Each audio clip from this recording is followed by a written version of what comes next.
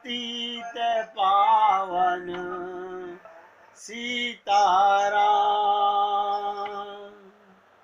सीताराम सीताराम। भज प्यारे मन सीताराम सीताराम सीताराम। भज प्यारे मन सीताराम। रघुपति राघव राजा राम पतित पावन सीताराम। रघुपति राघव राजा राम पतित पावन सीताराम सीताराम सीताराम। भज प्यारे मन सीताराम सीताराम सीताराम। भज प्यारे मन सीताराम। बोलिए सियापति रामचंद्र भगवान की जय। राघवेंद्र सरकार की जय। जय जय श्री राधे। जय जय श्री राधे। सभी भक्तों से निवेदन, बहुत एकाग्रचित होकर सत्संग के प्रत्येक शब्द को हृदयंगम करने का प्रयत्न करें। हम बार बार आपसे एक बात निवेदन करते हैं, बहुत थोड़ा समय बचा है, बहुत थोड़ा समय बचा है। हमारे मन में अभी भी एक लक्ष्य दृढ़ परिपक्व कटुता से नहीं आ पाया है। आप बार बार सोचिए, ऐसा क्या कारण है हम भगवान को ही क्यों नहीं पाना चाहते।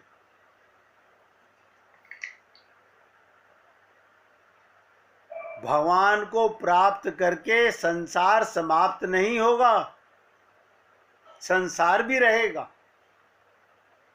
यह बहुत गहराई से समझिएगा। भगवत प्राप्ति होने के बाद संसार समाप्त नहीं होगा। तो समाप्त क्या होगा? अज्ञान समाप्त होगा, अंधकार समाप्त होगा, असत्य समाप्त होगा। ये छोटी छोटी सी बातें हैं। एक तरफ तो कहते हैं ऐसा कोई संसार में नहीं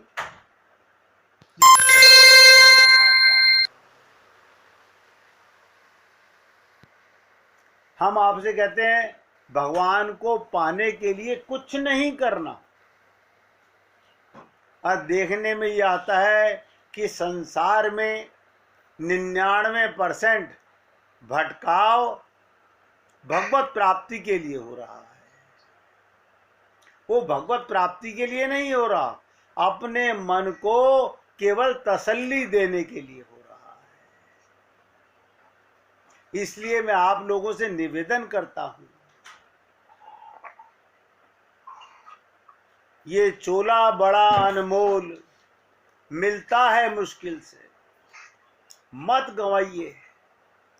जिसको देखो हर व्यक्ति किसी न किसी कारण से परेशान है। ध्यान से सुनिएगा और याद रखिएगा, मनुष्य की अशांति, उसकी चिंता, उसका दुख और उसके द्वारा होने वाले पापों में मुख्य कारण क्या है? हम सब अपना सुख चाहते हैं, कोई कारण तो होगा। लिख के रख लीजिएगा,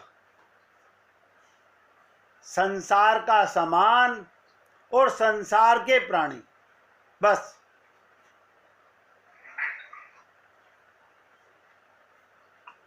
हमारा मन किसी चीज में, वस्तु में और किसी व्यक्ति में लगा हुआ है, तो क्या हमें इनके साथ नहीं रहना चाहिए? अवश्य रहना चाहिए।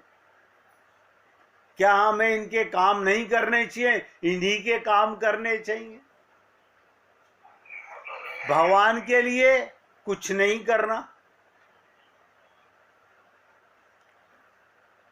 भगवान से अपना संबंध बस केवल समझना है और दृढ़ होना है। आप और हम लोग क्यों दुखी हैं? उसने मुझे कुछ उल्टा बोल दिया। अब तो आपको दुखी नहीं होना चाहिए, आप तो आत्मा हो। आत्मा को कोई दुख नहीं होता, आत्मा के लिए कोई मरता नहीं, कोई पैदा नहीं होता। अगर हम लोगों को अभी भी किसी का बोला हुआ शब्द हमें सबको लगता है, अगर बुरा लगता है तो मानिएगा अभी चावल पके नहीं हैं, अभी कुछ ना कुछ हमारे अंदर कमियां हैं। संसार के सामान और संसार के प्राणी, इन्हीं के कारण भोगों की कामना। अब आप, कोई कहता है भोगों की कामना इसलिए है, ध्यान दो, भोजन करना कामना नहीं है, वो आवश्यकता है। स्वादिष्ट व्यंजन खाना ये भोग है। भोगों की कामना इसलिए कि मनुष्य भूल से, बहुत ध्यान से सुनिएगा, भूल से भोगों के द्वारा अभाव की ज्वाला से मुक्त होना चाहता है। वो ये सोचता बस एक बार मुझे पैसा मिल जाए, मैं एक बार माला माल हो जाऊं, फिर क्या करेगा? फिर आप देखना मैं भगवान को कितनी जल्दी प्यार करता हूं। इसका मतलब सारे पैसे वाले भगवान से प्यार करते होंगे। ये भ्रम है, धोखा है। इसलिए प्रत्येक जीव, ध्यान से सुनिएगा, नित्य नए नए प्रयत्न, नित्य नई नई भोग लिप्सा और उसकी पूर्ति के साधन जुटाने में अपना जीवन समाप्त कर रहा है। हमने आपसे निवेदन किया था, हमें सुबह उठते ही अपने आप में ये प्रयत्न करना चाहिए कि मेरा आज का एजेंडा क्या है। मैं भगवान का अंश नहीं ज्ञान था तो कोई बात नहीं, अब तो हमें ज्ञान हो गया। आपको और हमको नजर नहीं आ रहा, आज आप और हम लोग सब सत्संग में जो विराजमान हैं, ये हमारे अनंत जन्मों की तपस्या है। ऐसे कोई सत्संग में नहीं आता। आप देखिएगा हम कितने बहन भाई हैं, सब अपने आप पर हाथ रख के देख लीजिएगा। हमारे कितने रिश्तेदार जानने वाले हैं और कितना सत्संग सुन पाते हैं। हम अपना जीवन जो व्यतीत कर चुके उसका मलाल मत कीजिए और बचा हुआ समाप्त मत कीजिए। अभी भगवत प्राप्ति का मौका पूरा बाकी है।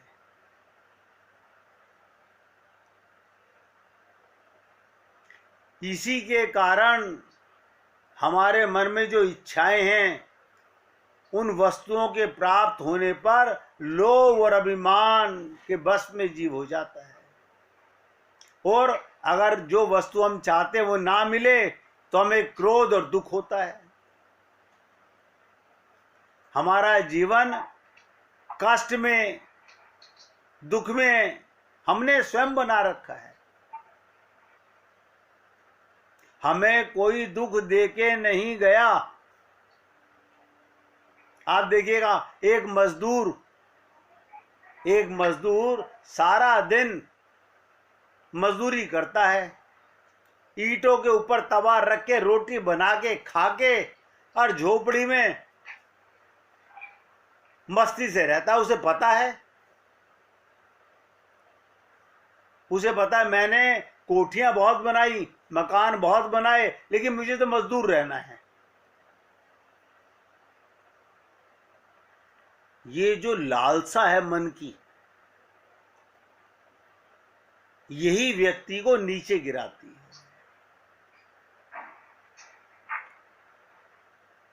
हमारा जीवन हमें कोई कष्ट दे नहीं सकता, कोई दुख दे नहीं सकता।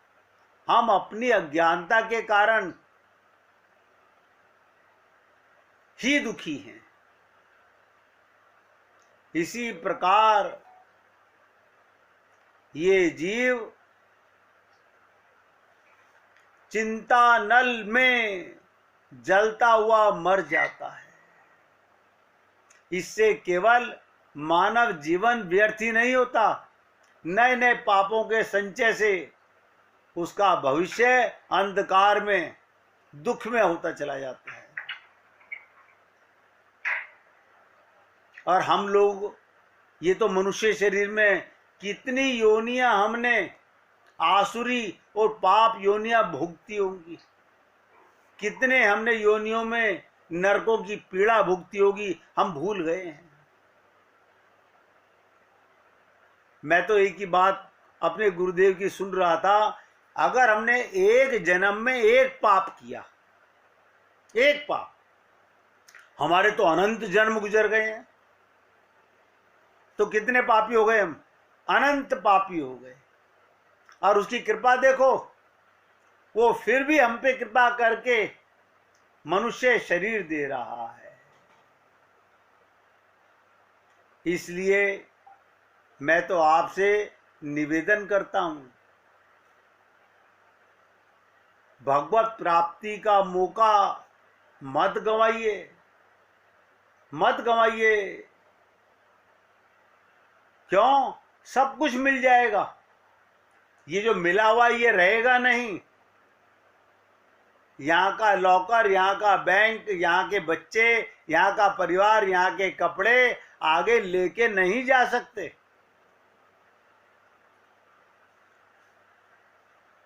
स्वामी राम सुखदास कहा करते थे, ये सिद्धांत है, बताइए, कि परमात्मा के सिवाय मिलता कुछ नहीं, केवल धोखा होता है। परमात्मा के सिवाय मिलता कुछ नहीं, केवल धोखा होता है। चाहे आपके पास लाखों करोड़ों रुपए हो जाएं, चाहे आपके हजारों, ध्यान से सुनिएगा, हजारों लाखों श्रोता बन जाएं और आपको नमस्कार करें, आपका आदर करें, लेकिन मृत्यु सबकी आनी है, ये सुनिश्चित है।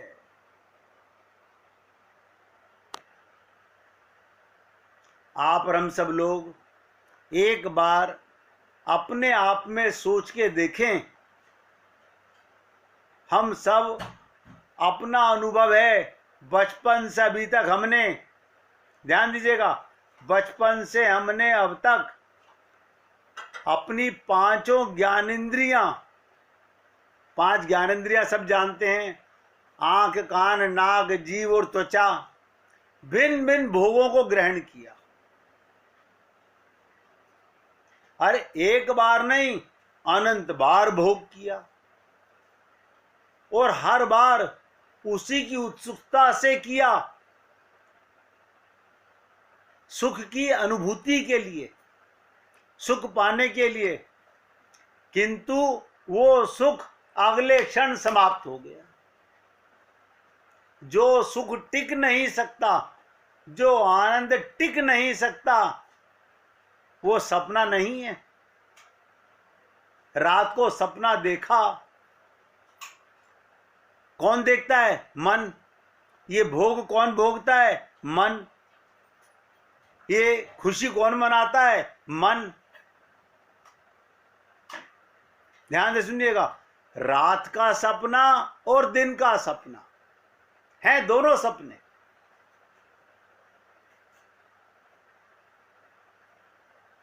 जैसे रात का सपना सुबह गायब हो जाता है, ऐसे ये परिवार का, क्या मेरे पास कितनी शर्ट हैं, कितनी टाइयां हैं, कितनी पैंट हैं, कितने शूज हैं, कितने नोटों के बंडल हैं, ये सब सपना है।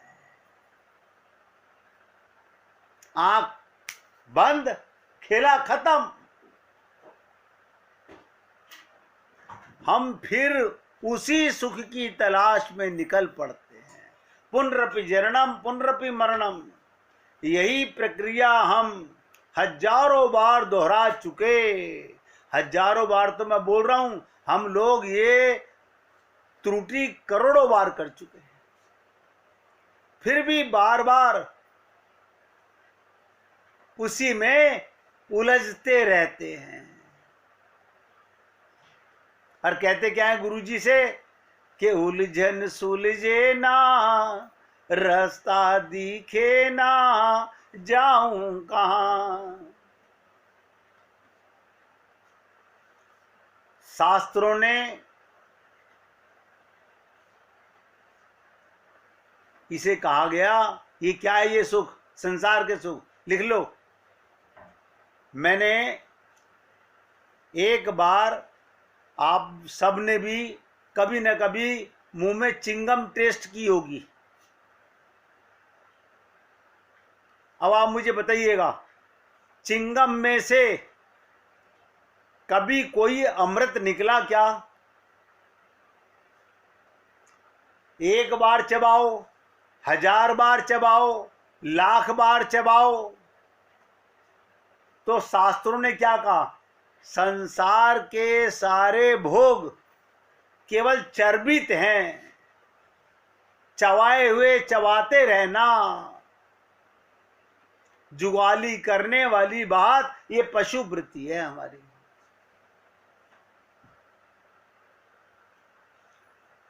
हमें जब कोई संत मिल जाता है, गुरु मिल जाता है, भगवत कृपा से प्राप्त, भगवत कृपा से, मैं बार बार निवेदन करता हूं, किसी माँ बाप की कृपा से आपको शरीर नहीं मिला है।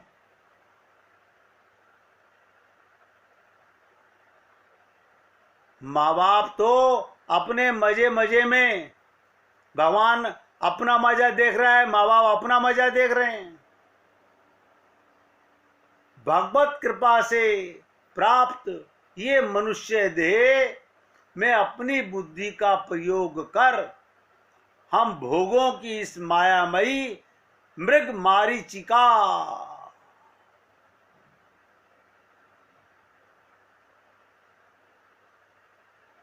मृग मरीचिका से बचें।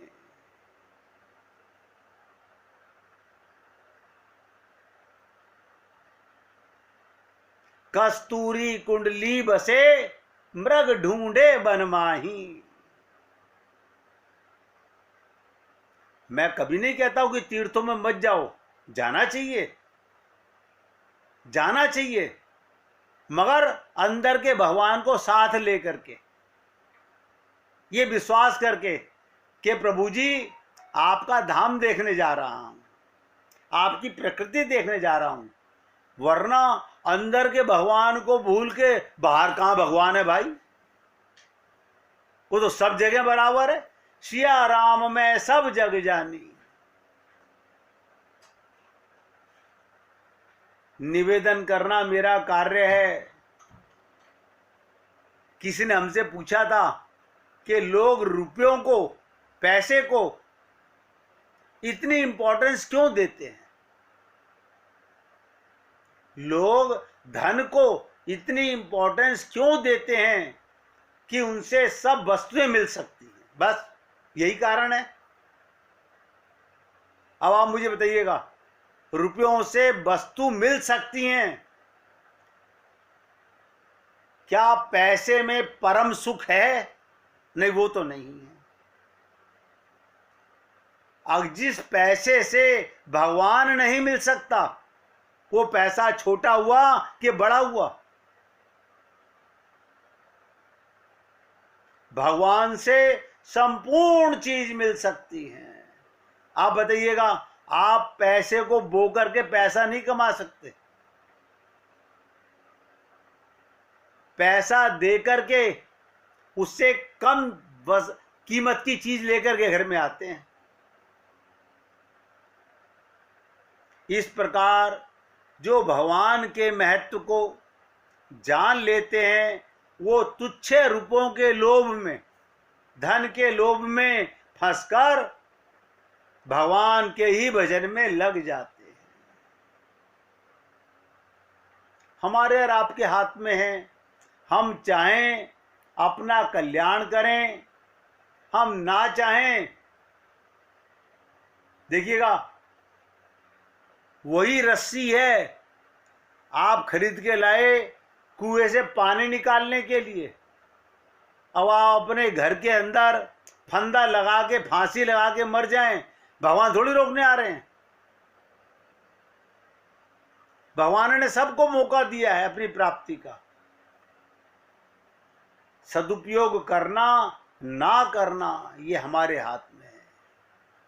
आपने सुना कि प्रभु राम शंकर भगवान के सामने प्रकट हुए और शंकर जी से क्या निवेदन किया? अब पार्वती वो पार्वती नहीं रही, अब वो दक्ष प्रजापति की पुत्री नहीं है, अब वो गिरिजा कुमारी है, पर्वत की पुत्री है, तपस्या कर ली है, श्रद्धा उसमें आ गई है, अब तुम उससे विवाह कर लो। प्रभु ने क्या कहा शंकर भगवान ने? मैं नहीं चाहता हूं, लेकिन आपकी आज्ञा सर माथे पर है।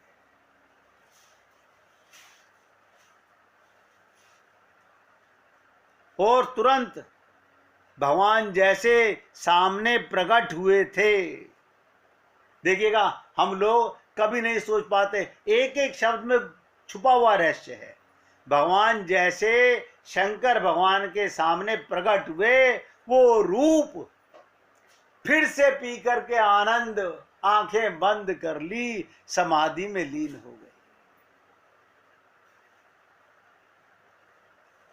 सबसे बड़ा आनंद क्या है? रूप ध्यान का। बनता बहुत मुश्किल से है, बनता बहुत मुश्किल से है, लेकिन अभ्यास न कौनते, जब एक बार बन जाता है फिर वो जाता नहीं है। रामकृष्ण परमहंस कहते थे, जैसे किसी कमरे का हजारों वर्षों तक अंधकार प्रकाश के लाते ही दूर हो जाता है। आप बताइए, एक कमरा था, उसमें कोई नहीं जाता, क्या बात? इसमें अंधकार है, जब कोई जाता ही नहीं, प्रकाश जाता ही नहीं, तो अंधकार रहेगा। एक बार एक ने प्रयत्न किया, मोमबत्ती जलाई और अंदर घुस गया। अब मुझे बताइए, अंधकार हजारों वर्षों का, एक प्रकाश के आते ही वो अंधकार सदा के लिए, जन्म जन्मांतरों के पाप भगवान की एक कृपा दृष्टि से नष्ट हो सकते हैं। अब अपनी चर्चा पर आइए। भगवान शंकर ने भगवान राम के उस रूप को हृदय में बसा लिया। बाद में सप्त ऋषि भगवान शंकर से मिलने आए। उनसे भगवान शंकर ने क्या कहा, पार्वती पहीं जाए तुम, मेरे पास आने की जरूरत नहीं है, तुम पार्वती के पास जाओ और प्रेम परीक्षा लेहु। भगवान की आज्ञा सर माथे पर है, आप लोग पार्वती के पास जाइए और उनकी परीक्षा लीजिए। प्रभु तो उनकी बड़ी प्रशंसा करके गए हैं। क्या कहा सप्तऋषियों से कि प्रभु राम तो बहुत तारीफ करके गए हैं, पर मैं प्रभु की प्रशंसा को सरलता से स्वीकार नहीं करूंगा, क्योंकि उनकी प्रशंसा कभी कभी उनके स्वभाव के फल स्वरूप होती है, व्यक्ति के गुणों के कारण नहीं। भगवान का तो काम है कृपा करना। आप मुझे बताइए, जब दशरथ जी ने भगवान को वनवास के लिए कहा, क्या उन्होंने मना किया? क्या कैकेयी ने जब वनवास के लिए कहा तो उन्होंने ऐतराज किया? उनका नेचर है। तो शंकर भगवान को शंका हुई, कहीं मैं द्वारा गलती तो नहीं कर रहा हूं। प्रशंसा भी दो प्रकार की होती है, एक तो व्यक्ति दूसरे में गुण देखकर उसकी प्रशंसा करता है, और दूसरा वो व्यक्ति का स्वभाव है, वो सबकी प्रशंसा करता है, वो दूसरे के गुण ही गुण देखता है, गुण देखता ही नहीं। किसी ने हमसे पूछा कि भगवान ने ये रावण का, कंस का संहार क्यों किया? मैंने कहा वो संहार तुम्हारी दृष्टि में है, भगवान के पास कृपा के अलावा कुछ है ही नहीं। आप मुझे बताइएगा, एक घर में 4 बच्चे हों, माता पिता एक ढीठ बच्चे को 2 चाटे मारे हैं, तो सुधारने के लिए या बिगाड़ने के लिए? भगवान के पास कृपा के अलावा कुछ नहीं है करने के लिए। ये रावण पर कृपा की भगवान ने। तो प्रभु दूसरों में गुण देखने में बड़े उदार हैं, कहीं ऐसा तो नहीं ये मन में वहम था शंकर भगवान के कि उन्होंने उदारता के कारण पार्वती में गुण देखा? सचमुच क्या पार्वती में परिवर्तन आया है?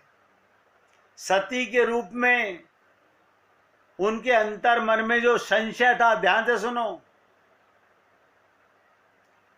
अगर आप भी और हम भी सब लोग संशय मन में रखते हैं, इसका मतलब हम भी सती के ही लायक हैं।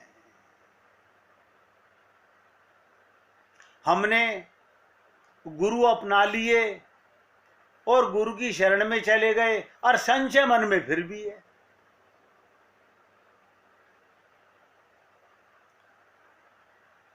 तो उद्धार कभी नहीं हो सकता।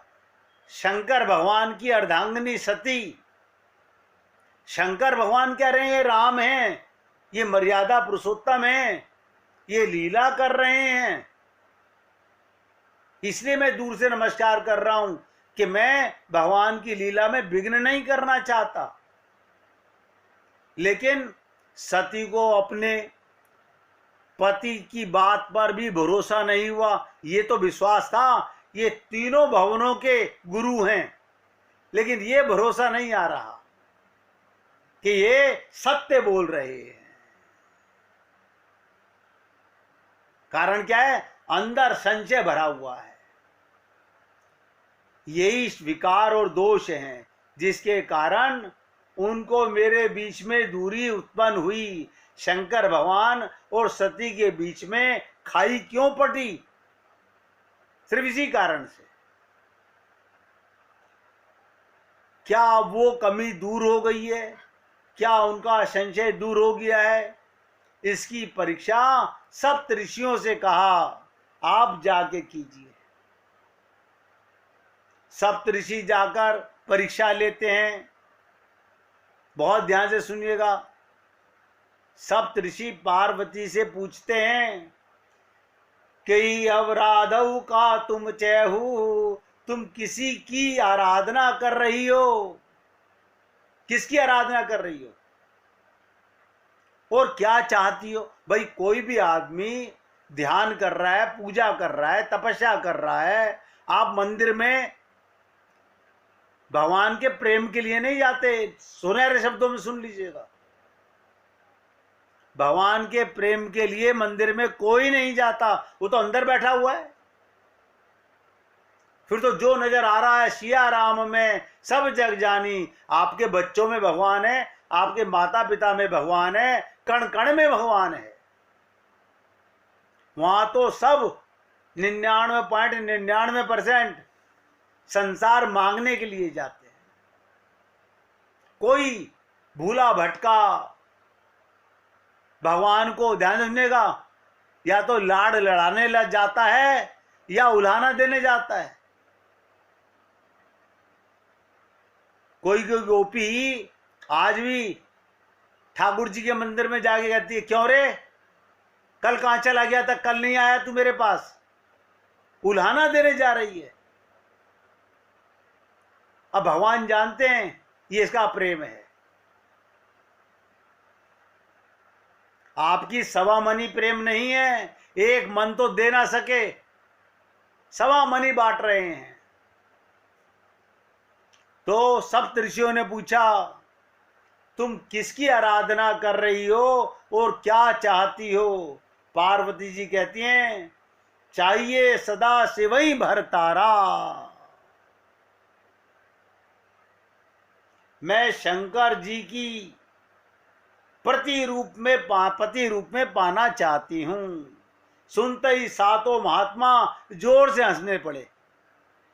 देखिए, परीक्षा लेने गए हैं, उसके मन में कोई बैर बुद्धि भरेंगे तभी तो परीक्षा लेंगे।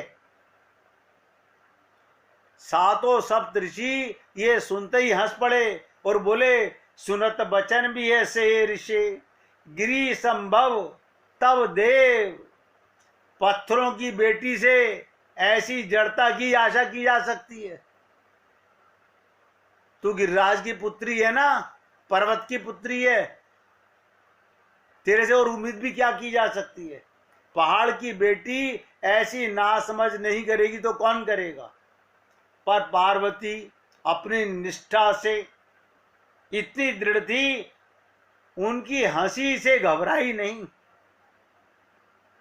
यदि किसी बात पर बहुत से लोग एक साथ हंस पड़े तो व्यक्ति को लगता है कहीं मुझसे कोई गलती तो नहीं हो रही है। यहां सातों बड़े बड़े सिद्ध पुरुष हंस रहे हैं। पार्वती को थोड़ा तो लगना चाहिए था कि मुझसे भूल हो रही है, पर उनमें इतना परिवर्तन आ चुका था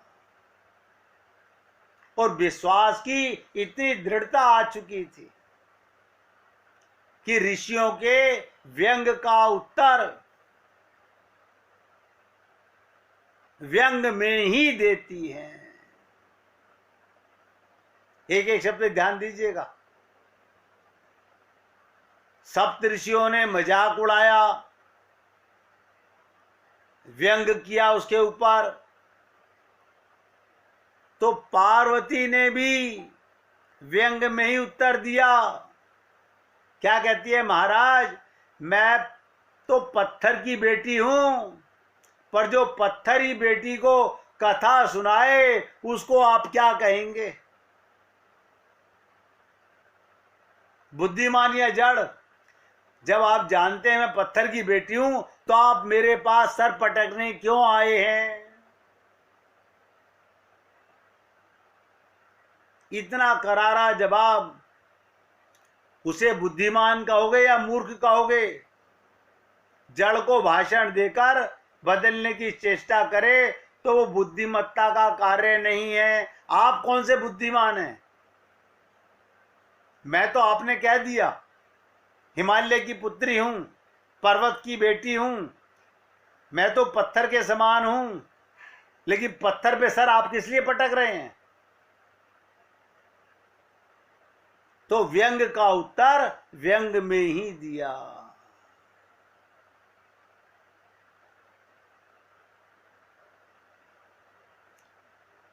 सिंपल सी बात, मैं जड़ की बेटी हूं जिसके बदलने की संभावना नहीं।